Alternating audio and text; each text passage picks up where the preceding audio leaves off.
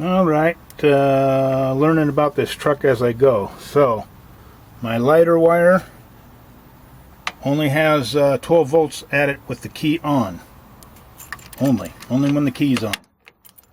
And then my heater fans are working. That's high, that's low.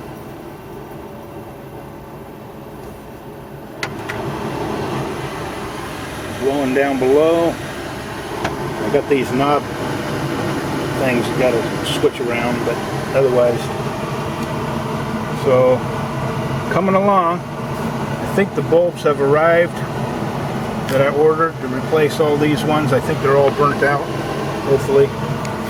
So anyway, feels good to get a little success.